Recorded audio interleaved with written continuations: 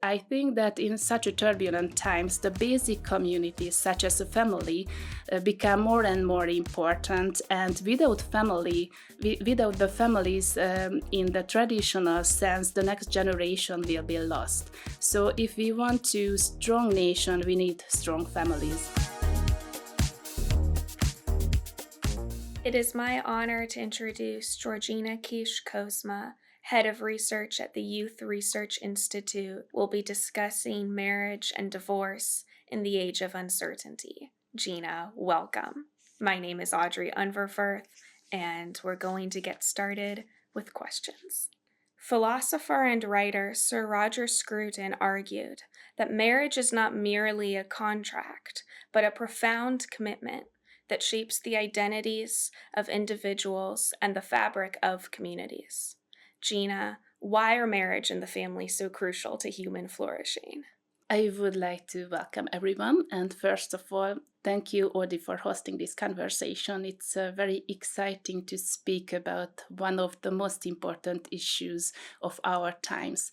I think that it is no big surprise that we are living in a very fast-changing world, and there are so many societal changes that have a great impact on our lives, especially on the lives of young people. But I firmly believe that demography is the most important issue, not only in Hungary, but in the whole world. And at the same time, it must be emphasized from time to time that experiencing such important societal changes that simply compel us to continue to focus our research on the fundamentals of society. And such fundamentals questions are, for example, what is happening to the family? The family, which is a social institution which forms the foundation of society, and what the consequences will be of these changes. You know, I'm a social scientist, and I strongly believe that the social sciences should primarily focus on this fundamental question and not on the less important topic. I would like to go a little further in answering your question. In recent decades, there were some very significant societal changes that have a very important impact on the lives of young people. I think that it is no secret that young people live differently from the previous generation. And if we try to understand the main reasons for this, we should try to understand how the world in which young people are socialized has changed. And I also think that some changes also had the positive consequences, of course, thanks to the expansion of the education system. For example, more and more people studied, and the basic education of society has increased. But at the same time, the time to have children has delayed. I totally agree. I think you've done a great job outlining the profound changes that my generation is facing today. I mean, it's extraordinary just how much society has changed. About 2/3 of the world population is below replacement right now. We are not replacing our own, we're not building families, and as a society, marriage isn't occurring at the same rates as before. And so yes, and I think, I'm sorry, but I think that there are so many theories about how societal changes affect young people's life. But I think that we can highlight three of these main changes: the globalization, the spread of digital media, and the so-called age of uncertainty. In other words, the emergence of polycrisis. Many have already said that we are living in the decades of crisis, and according to the forecast, we can expect nothing less in the next decade. Climate change, demographic crisis, economic crisis, migration crisis, pandemics and wars, and all of the crises in the few decades, these are only the ones that threaten physiological needs, which are at the most basic level of Maslow pyramid. So, and all of these profound changes pose many challenges for societies, for example, for the most vulnerable social group, the youth. And all of these societal changes have a great impact young people's strategies for starting a family. And besides, if you look at the so-called problem map of young people between the ages of 15 and 29 in Hungary, we can also observe that the order and the weight of the problems perceived by young people has changed in the last decade. The specific problems are taking a backseat to volatile problems, and uncertainty and the unpredictable future are seen as the most pressing problems for young people in 2022. And another significant change was in 2020 that the lack of friends and communities was articulated as a new problem. It immediately became one of the most important problems for the youngest generation in Hungary. So to sum up, we are living in a turbulent times, and we don't yet see what the consequences will be on our lives.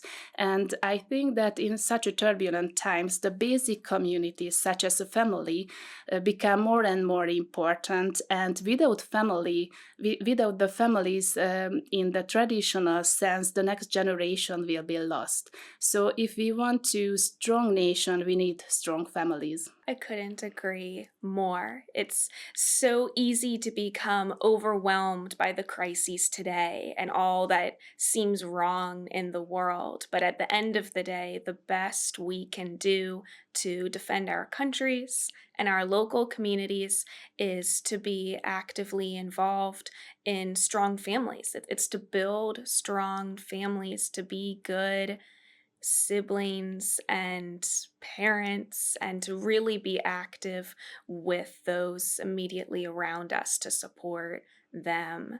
And so I want to draw us back to the basics a little bit. And I want to ask just how you define the traditional family model, because we so often discuss family today, and sometimes ideologues want to deconstruct the family and change what it means. So, how do you define the family?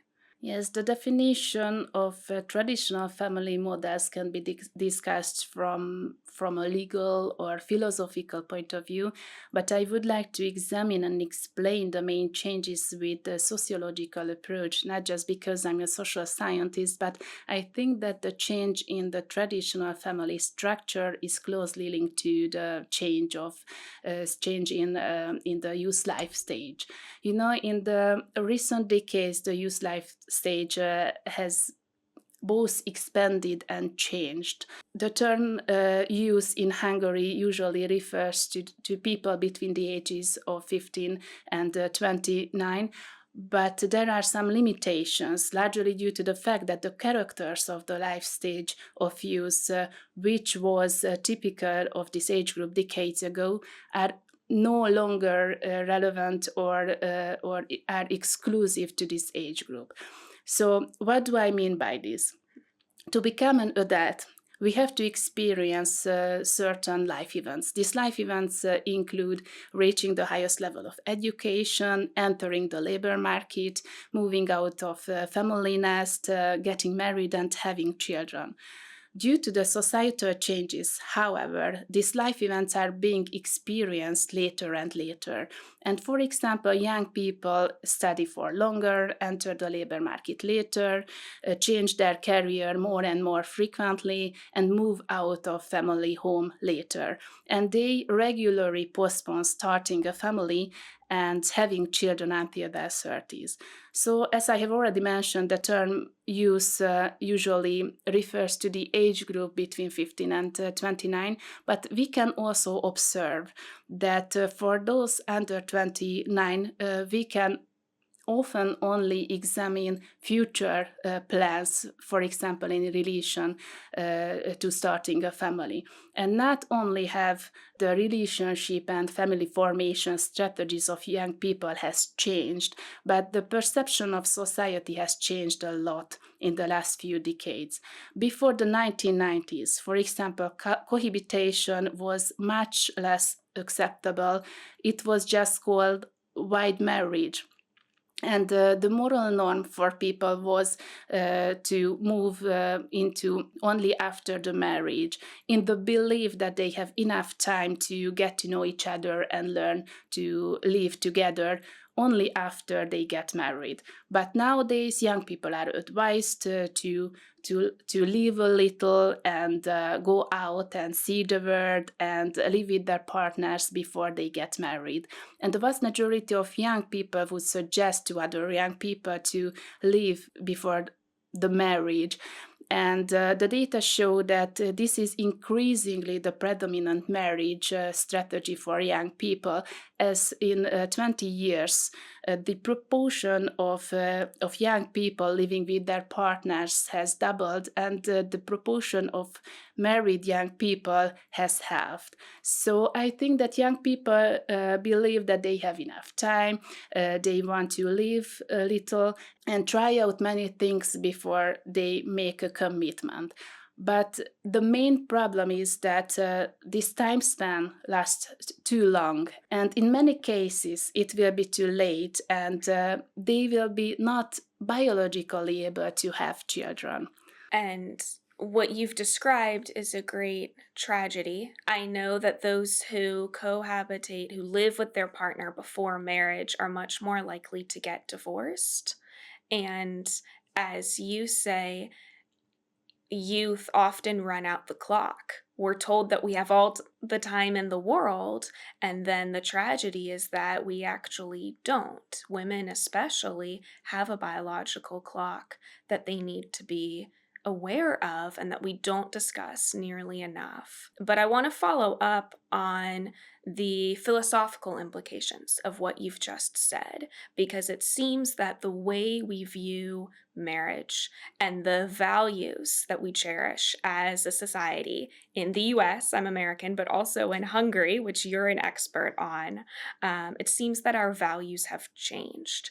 And so I wonder, are there any specific values that you associate with marriage that perhaps we need to emphasize and discuss to help build great families again? Yes, the first agent of socialization is the family, where the child first learns the norms, the values, which shape their understanding of the world. So it is very important that the right values will be passed on to the next generation. As I have already mentioned, that the biggest challenges facing young people in Hungary are the uncertainty, the unpredictable future, and the crisis of communities. So if they live in a stable family situation, their coping strategies will be better and they can solve their problems much easier. So, and another interesting findings from our research is that young people in Hungary tend to believe in the concept of traditional family formation, as the majority of them believe that children need a father and a mother. And the majority of them believe also that man should be the main breadwinner in the family, and the woman should be the emotional background for the family. But of course, we should mention that the cultural and ideological trends formulated in the West are presented among young people in Hungary too. For example, the voluntary childlessness is today around 10%. So it is crucial and extremely important to pass on the right values to the next generation, and as many young people as possible should live in a traditional family situation. And Sir Roger Scruton posited that the essence of marriage lies in its permanence and the responsibilities it entails. Do you agree with this statement. Yes, I can completely agree with this statement. And, according to Aristotle, the marriage or the family is like a household, which include not only the parents and children, but also the wider circle of wider family circle. And according to him, families create villages, villages create towns, and finally, all these communities are organizing into state. So the family educates the next citizens. So as I have already mentioned, that this is the reason why it is very important to pass the right values to the next generation. And the political community is like a family structure.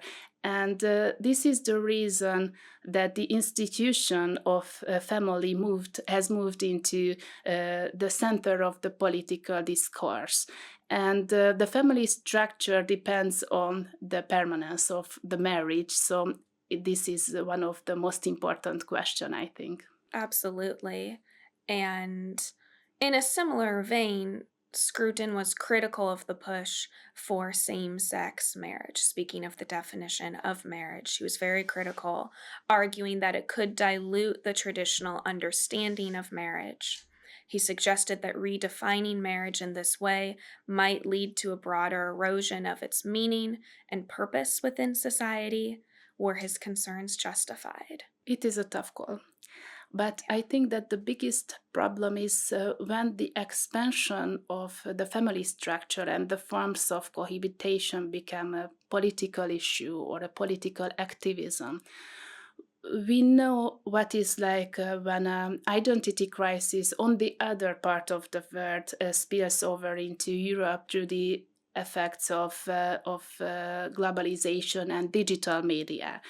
I mean, I'm sure that, for example, the woke movement is not our identity crisis. It was just bring to us, and it became a kind of modern political fashion. But it didn't originate from the Europeans. But on the other hand, I think that these ideological trends can have a very significant impact on how we think about human nature. Aristotle believed that man is a political animal, so we are a social creature with the power of speech and moral reasonings. And I think that all of these elements are questions today. And it comes to my mind that when we speak about family, it should be a positive question because we are talking about life here.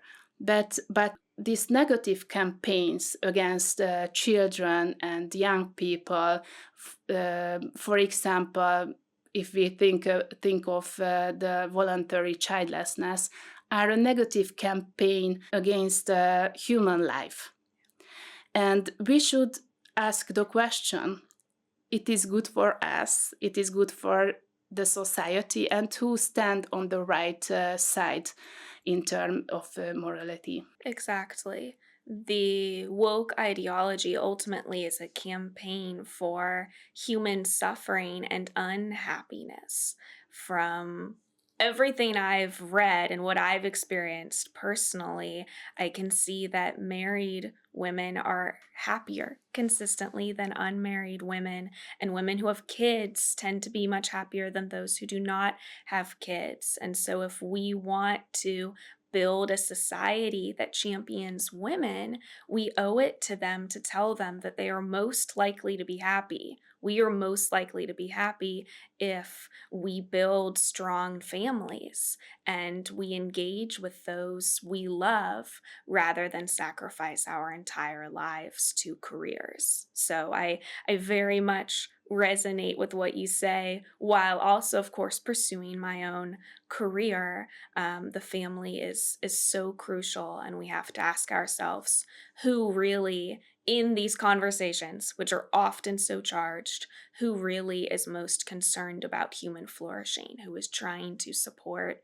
human happiness and the success of Hungary, the success of my country, and so on. So I love what you said, and I want to talk a little bit about divorce now. We've talked about marriage, and I want to talk about the heartbreaking disintegration of marriage and its effects on individuals and families involved. So the individualization has a great impact on the on our society. So the marriage and the institution of families are not are no longer seen as the basic communities of the society, but as independent decision of the individual as to what they want to do with their lives, whether they want to get married or want to get divorced. You know, the Time magazine put young people on the cover, and they call them the me generation and describe them as lazy and entitled to narcissists who still live with their parents. But according to the data conducted by the Youth Research Institute, we ask young people about how satisfied they are with their relationship conditions. The data indicates that however, the proportion of young people between the ages of 15 and 29 who are married and have children is small, but the married young people and young people living in a registered partnership are the most satisfied with their relationship conditions. So I think that there is a positive correlation between marriage and happiness or satisfaction. So it is very important. And we often talk about freedom and how important freedom is. Is divorce really a bid for freedom? I think that the modern way of life doesn't support or promote the traditional family formation. As I have already mentioned, that the youth life stage lasts for longer, but not in a biological sense, but in a sociological sense. The globalized media confirm that it is more important to stay young, or at least to be seen as young, as to start a family and get married and have children. But on the other hand, fortunately, the values are not changed so quickly. The Youth Research Institute conducted international values research a couple of years ago, and we found that the most important value is still the family among young people in Hungary. But on the other hand, I also think that traditional model formation must constantly promoted and protected, because we can also see that the biggest challenge for Europe will be the issue of demography in the next few decades. Well, and I want to add a few caveats that if you are in an abusive relationship, I think you owe it to yourself and your children to leave, and that is an immensely heartbreaking situation to be in. And speaking even of gay marriage, I have good friends who I love who are in gay marriages, and I support and adore them. They're really important parts of my life.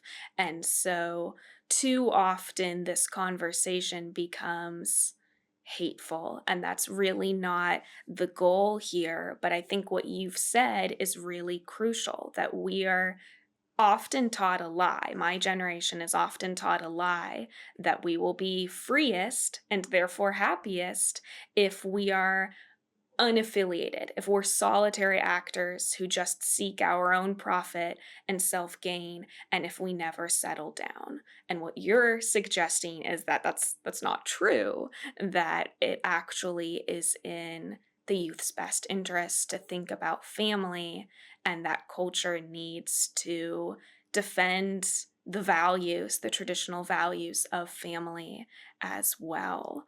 So I love what you just said, and I wonder, in closing on this subject, if there's anything you want to add, if there's anything we haven't touched upon on the importance of marriage and the complications of divorce in today's crazy world?